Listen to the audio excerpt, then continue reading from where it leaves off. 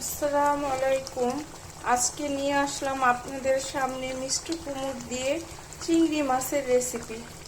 পেঁয়াজ দিয়ে দিচ্ছি, এখন বাটা মশলা দিয়ে দিব, হলুদের গুঁড়ো, মরিচের গুঁড়ো, ধনিয়া গুঁড়ো, পরিমাপ মতন লবণ, পানি দিয়ে দিব। এখন কষানো মশলার ভিতরে চিংড়ি মাছগুলো দিয়ে দিব।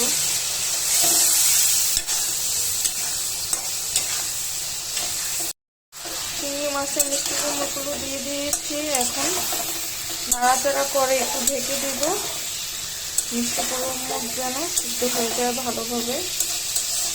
এখন ঢেকে দিব। মিষ্টি কুমড়ো থেকে ঝোল উঠেছে।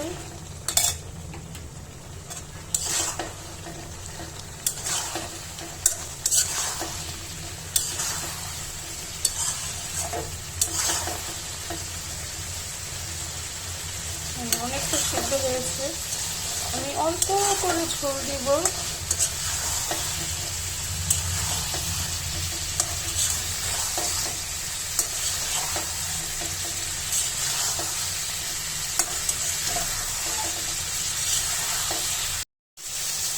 মিষ্টি কুমড়ো দিয়ে চিংড়ি মাছ কষানো হচ্ছে। মিষ্টি কুমড়োরে পানি দিয়েছি, ভিডিওটা করতে ভুলে গিয়েছি। অল্প করে দিয়েছি, সিদ্ধ অনেকটা হয়েছে, একটু মাখা মাখা ঝোলের জন্য দিয়েছি পানিটা। মিষ্টি কুমড়োটা অনেক ভালো পড়েছে।